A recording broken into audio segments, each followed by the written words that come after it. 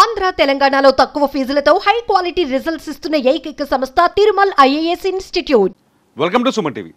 HMPV వైరస్కి ఎందుకు భయపడుతున్నారు? ఇది కరోనా లాంటి వైరస్ అయినా, కరోనా లాగే మనుషుల్ని చంపేస్తుందనా, వాళ్ళ ప్రాణాలు తీస్తుందనా? ఇంతకీ హెచ్ఎంపీవీ వైరస్కి కరోనాకి ఉన్న తేడాలేంటి? వీటికి ఈక్వల్గా ఉన్న లక్షణాలేంటి? ఒకసారి ఈ వీడియోలో చూడండి.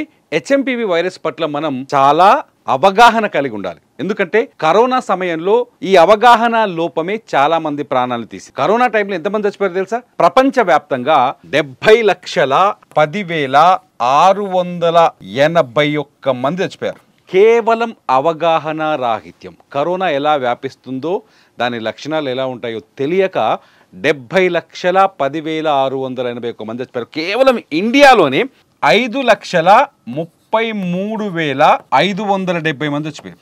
కేవలం ఇండియాలోనే 5,33,570 మంది చచ్చిపోయారు మన భారతదేశంలోనే. కారణం ఏంటంటే వైరస్ల పైన మనకి అవగాహన లేకపోవడం. ఇంతకీ హెచ్ఎంపీవీ వైరస్ కరోనా లాంటి ప్రమాదకరమైన వైరసా? ఫస్ట్ క్వశ్చన్ అడిగితే డాక్టర్లు చాలా స్పష్టంగా చెప్తున్నారు, ఇక్కడ భయపడాల్సిన అవసరం లేదు. హెచ్ఎంపీవీ వైరస్ అనేది సీజనల్ వ్యాధి, చలికాలం లేదా మన శీతాకాలంలో వచ్చే వ్యాధి. ఈ విషయాన్ని అందరూ గుర్తుపెట్టుకోవాలి. అలా అని దాన్ని నిర్లక్ష్యం చేయాల్సిన అవసరం లేదు. దాని పట్ల కూడా జాగ్రత్తగా ఉండాలి.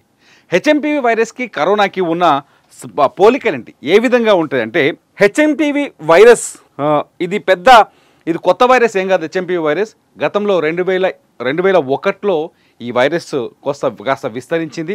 ఏ మరణాల రేటు నమోదు కాలేదు, చనిపోయినట్టుగా ఎటువంటి రికార్డులు లేవు. 200 ఏళ్ల క్రితం కూడా ఈ వైరస్ వచ్చిందని చెప్తున్నారు. అట్లాగే 1958లో కూడా హెచ్ఎంపీవీ వైరస్ ఉంది అని కొన్ని రికార్డు చెప్తున్నాయి. సో ఇవాళ చైనాలో పుట్టిన వైరస్ కొత్తగా వచ్చింది ఏం కాదు. హెచ్ఎంపీవీ వైరస్ గతంలో కూడా ఉన్నదే. ఇకపోతే హెచ్ఎంపీవీ వైరస్ కరోనా వైరస్ లాంటిదేనా? కాదని చెప్పడానికి లేదు, అవునని చెప్పడానికి లేదు. ఎందుకంటే ఈ హెచ్ఎంపీవీ వైరస్కి కరోనా వైరస్కి చాలా పోలికలు ఉన్నాయి. ఏ విధంగా ఉంటాయంటే, కరోనా లాగే హెచ్ఎంపీవీ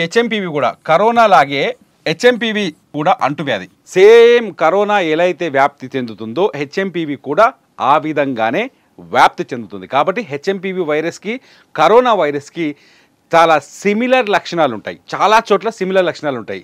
కరోనా వైరస్ కూడా ఇటువంటి శీతాకాలంలో ఎక్కువగా విస్తరించింది, మనం చూసాం. సో హెచ్ఎంపీవీ వైరస్ కరోనా లాంటి లక్షణాలను కలిగి ఉంటుంది. హెచ్ఎంపీవీ వైరస్ లక్షణాలు కూడా ఒక విధంగా చెప్పాం కదా. అంటే దగ్గు కావచ్చు, జలుబు కావచ్చు, జ్వరం కావచ్చు, లేకపోతే తుమ్ములు కావచ్చు, గొంతు మంట కావచ్చు, గొంతులో నొప్పి కావచ్చు, శ్వాస ఆడకపోవచ్చు. ఇవన్నీ కరోనాలో ఉన్నాయి కదా. ఇవన్నీ హెచ్ఎంపీవీ వైరస్లో కూడా చాలా స్పష్టంగా ఉంటాయి. అంత మాత్రాన ఇది కరోనా అంత ప్రమాదకరమైన వైరస్ మాత్రం కాదు. లక్షణం ఫ్లూ కాబట్టి, కరోనా కూడా ఫ్లూయే, ఇది ఫ్లూ కాబట్టి ఫ్లూ లక్షణాలు సాధారణంగా ఒకే విధంగా ఉంటాయి.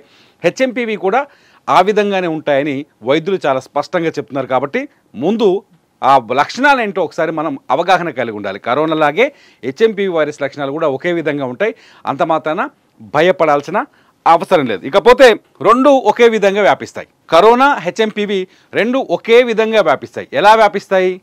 దగ్గినప్పుడు, మనం తుమ్మినప్పుడు, తుంపర్లు వచ్చినప్పుడు, ఇవన్నీ అంటే ఈ తుంపర్లు అవతల వ్యక్తికి తాకడం వల్ల ఆ విధంగానే వైరస్ ఒక వ్యక్తి నుంచి ఇంకో వ్యక్తి వ్యాప్తి చెందుతుంది. షేక్ హ్యాండ్ ఇచ్చినప్పుడు, కరోనా ఎలా వ్యాపించింది? ముట్టుకుంటూ వచ్చింది కదా.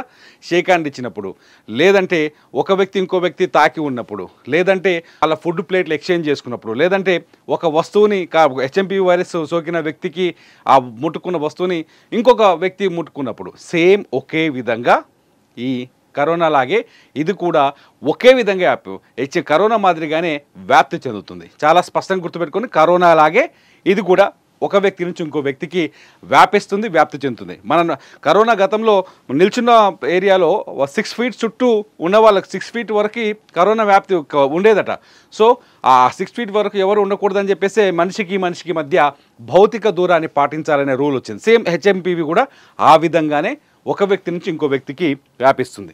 ఇకపోతే హెచ్ఎంపీవీ వైరస్ కూడా కరోనా వైరస్ మాదిరిగానే అంటే ఎక్కువగా వ్యాప్తి చెందకుండా, ఫర్ ఎగ్జాంపుల్ ఒక షేక్ హ్యాండ్ ఇచ్చిన తర్వాత ఆ చేతిని తీసుకొచ్చి ఇట్లా ముక్కు కంటుకోవడము, కళ్ళు నడుచుకోవడము, నోట్లో పెట్టుకోవడము, ఇలా చేస్తే చేతి నుంచి నేరుగా మన బాడీలోకి వెళ్ళిపోయే అవకాశం ఉంటుంది. సో హెచ్ఎంపీవీ వైరస్ కూడా కరోనా మాదిరిగానే ముక్కు నలుచుకోవడమో, లేకపోతే నోట్లో చేయి పెట్టుకోవడమో, లేకపోతే కళ్ళు నలుచుకోవడం వలన కూడా వ్యాప్తి చెందుతుంది. సేమ్ ఇది కూడా గతంలో కరోనా అలా చేసింది, హెచ్ఎంపీవీ కూడా అలాగే చేసింది. కాబట్టి చాలా స్పష్టంగా కరోనాకి హెచ్ఎంపీవీకి అన్ని లక్షణాలు ఒకే విధంగా ఉంటాయి, కానీ కరోనా అంత ప్రమాదకరం కాదు.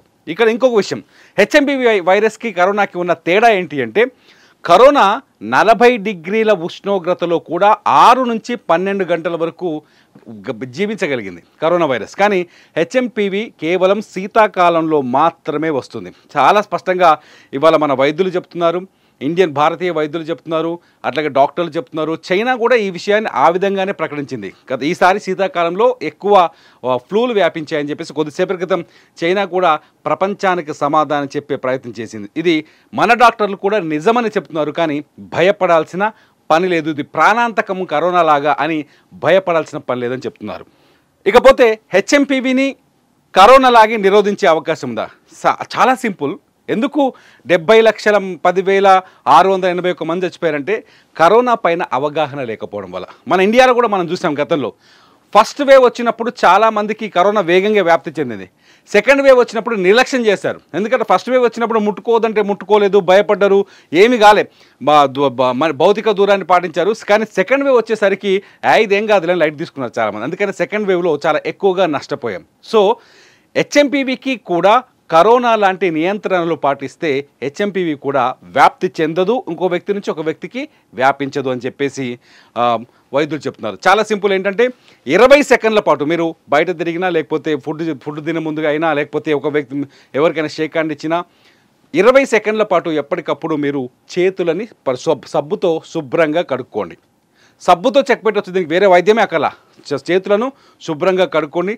అలాగే మీకు దగ్గొచ్చినా, తుమ్ము వచ్చినా, మీరు ఏం చేసినా అటువంటి సమయంలో క్లాత్ కానీ లేకపోతే మోచేతిని కానీ అడ్డం పెట్టుకోండి.